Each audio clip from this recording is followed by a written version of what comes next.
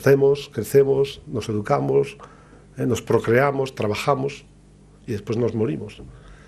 Y de todo esto, lo más cierto es que si nacemos, morimos. Pero los estados no. Los estados tienen una duración indefinida.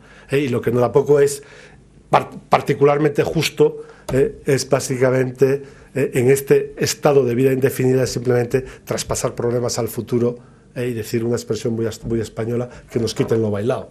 Entonces es un ejercicio de responsabilidad el asegurar que por lo menos hacia el futuro garantizamos la continuidad en niveles de vida, de satisfacción y de servicios sociales similares a los que tenemos ahora. Por lo cual, una vez hablado de la sostenibilidad, el segundo punto fundamental es el crecimiento.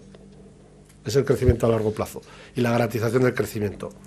Aquí, como saben, hay varias reformas que están en marcha, algunas de ellas muy importantes, como es la ejecución de la reforma laboral que se aprobó en septiembre. Ahí hay procesos que hacer desde el punto de vista reglamentario muy importantes que deben desarrollarse, como es pues el desarrollo, por ejemplo, de lo que se llama el llamado método alemán o de los procedimientos de regulación de empleo, de los ERES, el desarrollo correcto y la implementación correcta de las cláusulas de negociación de flexibilidad interna en las empresas para intentar conseguir que las empresas tengan mayor capacidad de adaptar su situación particular de mutuo acuerdo con los trabajadores a su entorno y poder competir en un entorno de estabilidad de precios tan alto como el que tenemos.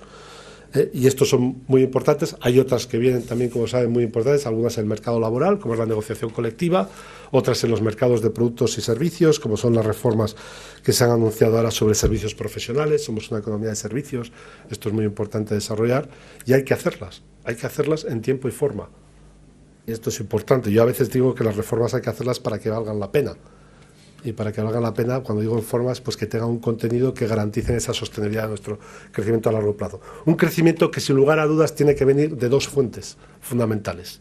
Una es de nuestro sector, bueno, sobre todo, y obviamente las dos fuentes tienen el mismo origen, que es el sector empresarial, pero dentro del sector empresarial en dos áreas fundamentales.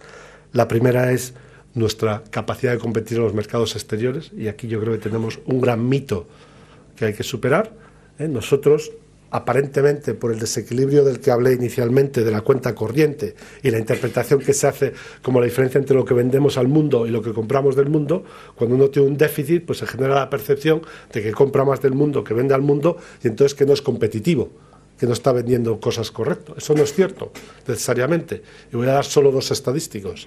Nosotros, desde la creación del euro, somos el país de toda la zona euro, después de Alemania, que mejor hemos mantenido cuota de mercado en los mercados mundiales. Somos, como saben, el comercio y el crecimiento marginalmente es más alto fuera de la zona euro, en otras áreas, en los países emergentes, en Asia, en cosas de este tipo. Con lo cual, en su conjunto, Europa está perdiendo cuota de mercado en los mercados mundiales. Bueno, España, después de Alemania, que es el reconocido como el gran exportador europeo, ha sido el país que mejor ha mantenido cuota de mercado. Pero es que en los últimos 2 años, como saben, es nuestra gran fuente de crecimiento, nuestro sector exportador está muy bien y se mantiene en esa percepción de cuota de mercado. Pero es que además, si miramos en los mercados de servicios, en los últimos 10 años hemos incrementado cuota de mercado prácticamente en todas las categorías de servicios. En todas. Prácticamente he dicho en todas, porque hay una de las que yo conozco, de las desagregadas, en las que no la hemos mantenido, que es en servicios por patentes y por innovación y desarrollo. Pero en servicios profesionales, en servicios financieros, en servicios turísticos, en hostelería, en todos estos hemos incrementado nuestra cuota de mercado en los mercados mundiales. Con lo cual no es cierto que nuestras empresas no sean competitivas mundialmente. Nuestras empresas son muy competitivas y esto se ha producido en un entorno en lo que era verdaderamente atractivo para las empresas era vender en el mercado doméstico, porque había un boom espectacular durante los últimos 8 años en el mercado doméstico. En ese contexto han sido capaces de mantener cuota de mercado en los mercados mundiales. Desde luego, yo tengo el convencimiento pleno que yendo hacia adelante, ahora que todas están mirando al sector exterior, pues serán capaces por lo menos de seguir manteniendo cuota de mercado. Y ahí tenemos una fuente de crecimiento clara en nuestra economía. La segunda fuente de crecimiento, como en todas las economías desarrolladas de las que somos, tiene que venir por nuestra demanda interna y en particular por el consumo privado. El consumo privado en nuestra economía es aproximadamente el 55% de la economía, del PIB, del Producto Interior Bruto. Por ponerlo en perspectiva, en Estados Unidos es 2/3. Con lo cual, a medio plazo, una estabilización del consumo privado, una recuperación poco a poco del consumo privado por dos mecanismos. En el muy corto plazo, por el mecanismo de la generación de confianza que lleve a que esa tasa de ahorro tan alta de la que he hablado baje un poco. Por poner un número, si dije que estaba en el 18% y antes dije a ver si bajaba al 15,5%, eso es 2,5%. Como dije antes, las familias, si no ahorran, consumen.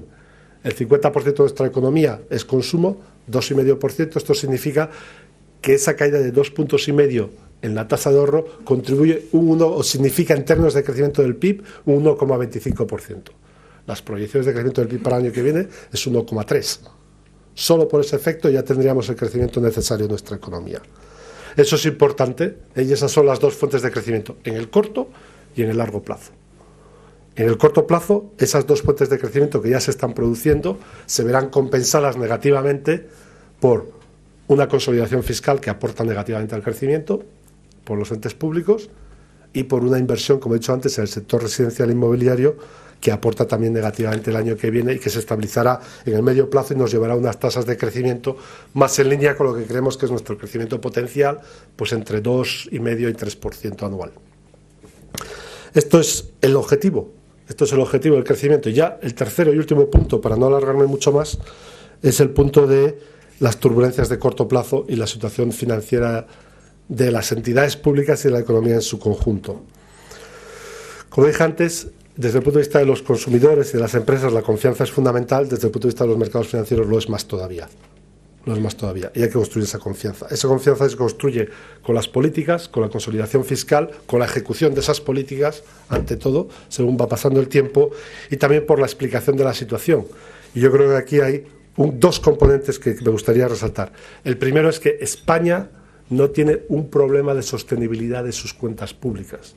De hecho, esto se ha dicho muchas veces, España no tiene un problema particular de endeudamiento de sus cuentas públicas y desde luego no tiene un problema en absoluto si cumplimos los objetivos de consolidación fiscal que están planteados. Por ponerlo en perspectivas, con estas proyecciones tenemos una proyección de deuda del conjunto de las administraciones públicas con respecto del Producto Interior Bruto del 68,7% para el año que viene. Eso es aproximadamente 20 puntos por debajo de la media de los países de la zona euro, pero es que incluso por debajo de la media de los países desarrollados, porque hay países fuera de la zona euro con ratios de endeudamiento superiores.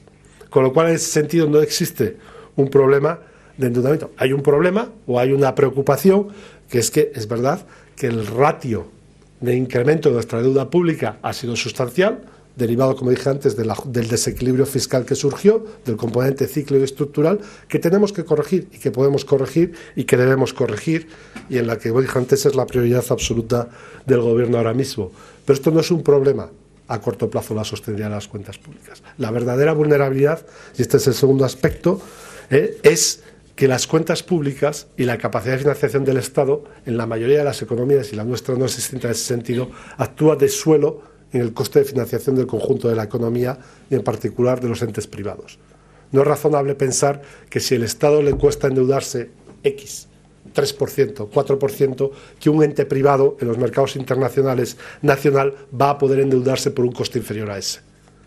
Y como dije antes, tenemos un endeudamiento del sector privado alto, que se está corrigiendo, que requiere tiempo de corregir y que tiene una vulnerabilidad particular que no tiene el Estado, que la mayoría está endeudado a tipo de interés variable.